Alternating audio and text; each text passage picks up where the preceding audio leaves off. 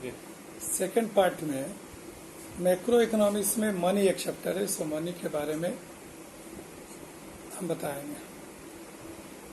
पहले मनी का आविष्कार हुआ, इसके पहले कौन सी व्यवस्था लागू थी, किस तरह लोग एक्सचेंज का काम करते थे। इसमें सबसे पहले हमारी अर्थव्यवस्था पिछड़ी हुई थी, लोगों की आवश्यकताएं कम थी, लोग अपने भोजन वस्त्र आवास इसी में लोग अपने को सीमित कर चुके थे। लेकिन धीरे धीरे आवश्यकताएं बढ़ती गई और धीरे धीरे एक्सचेंज में सुधार हुआ। यह एक्सचेंज दो तरह का होता है। एक एक्सचेंज बार्टर सिस्टम कहते हैं, गुड्स का गुड्स के रूप में एक्सचेंज करना, और दूसरा हुआ मनी एक्सचेंज। जब एक्सचेंज का काम मनी के माध्यम से हो वह मनी एक्सचेंज होगा। और exchange is a link between producer and consumer. उपभोक्ता और उत्पादक के बीच एक कड़ी का काम करता है, वो एक्सचेंज है। ये एक्सचेंज दो तरह का है, एक बार्टर सिस्टम में है, एक मनी एक्सचेंज। बार्टर सिस्टम उस समय लागू था जब अर्थव्यवस्था पिछड़ी हुई थी। लोगों को अलग अलग पेशा में थे, कुछ किसान थे, कुछ कपड़े का व्यापार करते थे, कुछ सब्जी का व्यापार करते थे, कुछ दूध का व्यापार करते थे। ऐसे लोगों का अलग अलग व्यवसाय था। और उस समय मनी का आविष्कार नहीं हुआ था। लोग वस्तुओं के रूप में वस्तुओं एक दूसरे का वस्तु के रूप में एक्सचेंज करते थे अपनी आवश्यकता अनुसार, यानी वस्तु विनिमय प्रणाली लागू थी। और वस्तु विनिमय प्रणाली वह प्रणाली है जब एक वस्तु का दूसरे वस्तु के साथ प्रत्यक्ष रूप से आदान प्रदान किया जाए, वह वस्तु विनिमय प्रणाली होगा। वस्तु विनिमय प्रणाली के अंतर्गत अगर किसी को जो किसान था उसके पास चावल है और कोई सब्जी का व्यापार करता था, उसके यहाँ सब्जी है तो वह चावल अपना चावल देकर के बदले में सब्जी लेता था।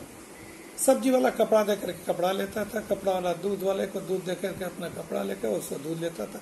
इस तरह का एक्सचेंज होता था, इस तरह का विनिमय का कार्य हो रहा था, आदान प्रदान लोग करते थे। लेकिन वस्तु विनिमय प्रणाली लागू होने में कुछ शर्तें थी, कुछ उसके लिए कुछ कंडीशंस था, तभी वस्तु विनिमय प्रणाली लागू हो सकती थी। जैसे आवश्यकताओं का दोहरा संयोग। वस्तु विनिमय प्रणाली तभी लागू होगा जबकि आवश्यकताओं का दोहरा संयोग हो। आवश्यकताओं का दोहरा संयोग का अर्थ हुआ कि दो ऐसे व्यक्ति हों जो एक दूसरे के वस्तुओं की आवश्यकता को महसूस करते हो और बदलने के लिए तैयार हो। लेकिन व्यवहार में इस तरह के व्यक्ति खोजना मुश्किल था। अगर मान लिया किसी को दूध की आवश्यकता थी और उसके पास चावल था, लेकिन दूध वाले को चावल की आवश्यकता नहीं है, तो वहां पर आवश्यकताओं का दोहरा संयोग नहीं बन रहा है।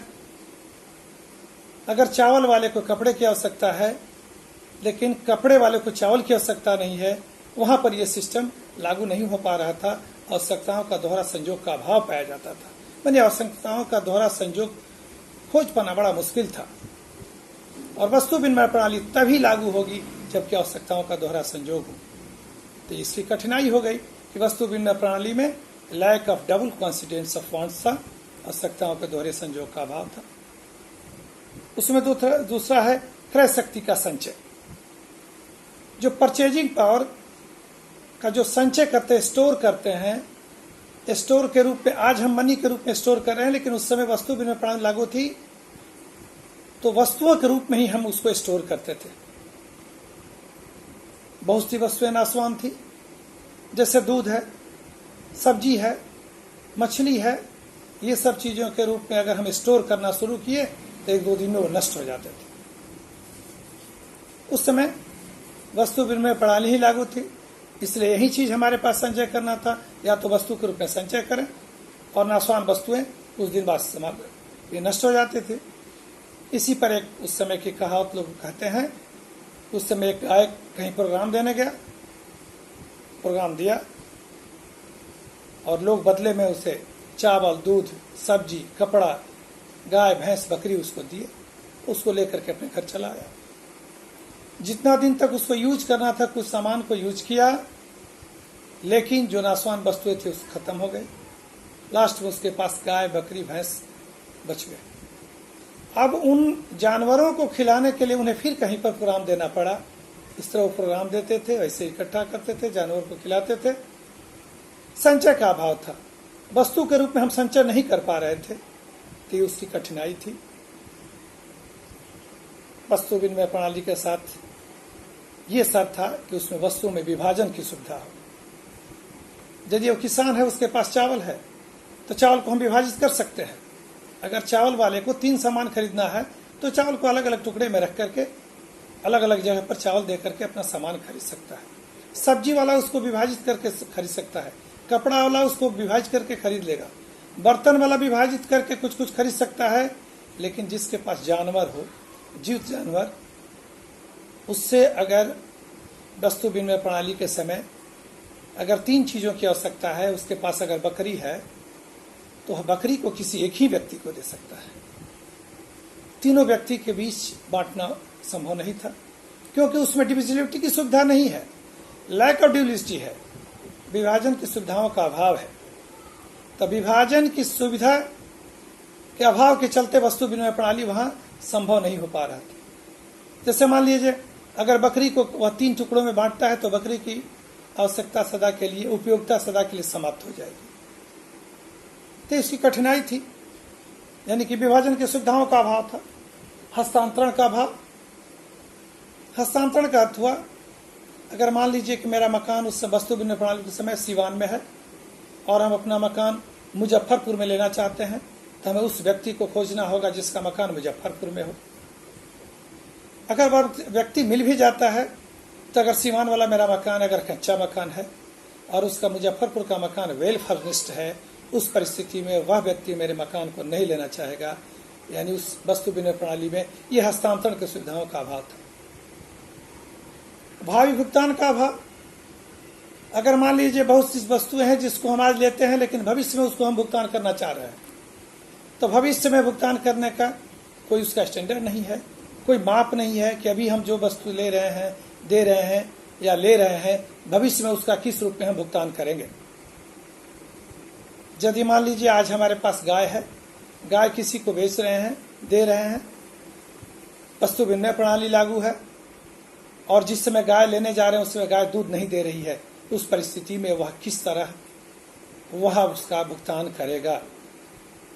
ये सारी कठिनाइयों का सामना वस्तु विनिमय प्रणाली के समय करना पड़ा और इन सारी कठिनाइयों को मुद्रा ने दूर किया। जो दूसरा एक्सचेंज है, मनी एक्सचेंज है, यानी मुद्रा के रूप में जो विनिमय का कार्य होता है उसे मनी एक्सचेंज कहते हैं या उसको क्रय विक्रय भी कहते हैं। जब एक्सचेंज का काम मुद्रा के रूप में हो, मुद्रा के माध्यम से हो, तो मनी एक्सचेंज हुआ। आज मुद्रा का आविष्कार हो गया। हमें बाजार में सब्जी लाने जाना है, सब्जी वाला प्रोड्यूसर है, हम कंज्यूमर हैं, वह सेलर है, हम परचेजर हैं। हम उसके सामान को सब्जी लेना चाह रहे हैं, बदले में उसका एक स्टैंडर्ड है कि इतना रुपया हमको देना है। हम मनी के रूप में आज उसको रुपया चुका दे रहे हैं, सामान ले रहे हैं। इसीलिए इसको सेल एंड परचेज भी करते हैं, मनी एक्सचेंज करते हैं। और मुद्रा ने इन सारी कठिनाइयों को, जो कि वस्तु विनिमय प्रणाली के अंतर्गत जो कठिनाइयां आ रही थी, उन कठिनाइयों को दूर किया। अब दोहरे संजोग का अभाव। दोहरा संजोग खोजने की आवश्यकता नहीं है। हमारे पास चावल, हम चावल बेच देंगे। हमारे पास सब्जी है, सब्जी को बेच करके स्टोर कर लिए, पैसा रखे हुए हैं। बर्तन है, हमारे पास किताब है, हमारे पास ये कपड़े हैं, सबको बेच करके अपने पास रख लिए और जो सामान खरीदना है हमने अपने अपने आवश्यकता अनुसार सामान को हम खरीद सकते हैं। आज संचय कर सकते हैं। जो भी हम प्रोग्राम देने जा रहे हैं, जो भी सामान मिला या जो पैसा मिला, वो पैसा को हम संचय कर रहे हैं। आज मकान हमको मुजफ्फरपुर में खरीदना है, सिवान के मकान को बेच करके मुजफ्फरपुर मकान खरीद सकते हैं। और जो गाय को आज हम बेच रहे हैं, पैसा के रूप में बेचे और भविष्य में खरीदना होगा तो फिर पैसा के रूप में उसे ले लिए। ये सारी कठिनाइयाँ दूर हो गई। तो दूर होने के बाद आज मनी डेवलप है। मनी ने बार्टर सिस्टम की उन सारी कठिनाइयों को दूर कर दिया। आज मनी के रूप में हम खर्च कर रहे हैं। अब मनी क्या है, तो बहुत लोगों ने मनी के बारे में बहुत सारी बातें कही है, लेकिन एक अर्थशास्त्री का, सुप्रसिद्ध अर्थशास्त्री का कहना है कि money is what money does. मुद्रा वह है जो मुद्रा का कार्य करता है। ये तो बहुत सारी बातें आ गई, यानी मुद्रा के सारे कार्य इसमें समाहित हो गए तब मनी के डिफिनीशन में। तो इस पर एक स्टेटमेंट है कि money is a matter of functions for a medium, a measure, standard store. Money is a matter of functions for a medium, a measure, standard store. ऐसे मनी के 3 फंक्शंस हुए, primary functions, secondary functions and contingent functions. Medium और exchange, medium और store. Money is a matter of functions 4 में जो 2 आता है और दोनों मीडियम और मेजर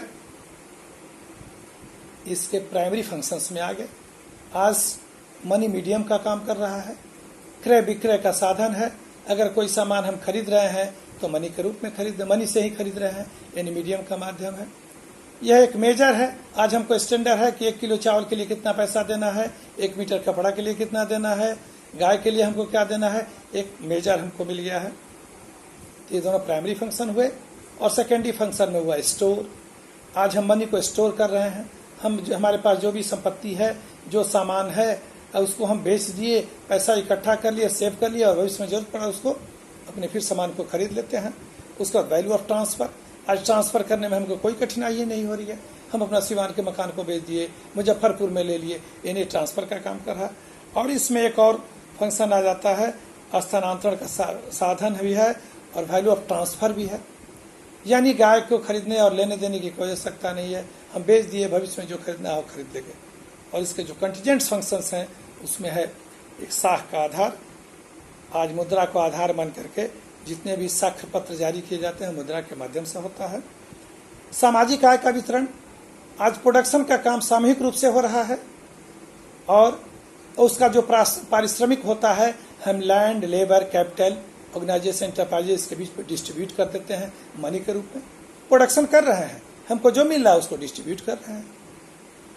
मनी आज पूंजी की तरलता और गतिशीलता लाने में हमें मदद है। मुद्रा के संपत्ति को तरल बना करके उसमें गतिशीलता भी लाया जा रहा है। इसलिए मुद्रा के ये सारे फंक्शंस हैं। और बातें आगे।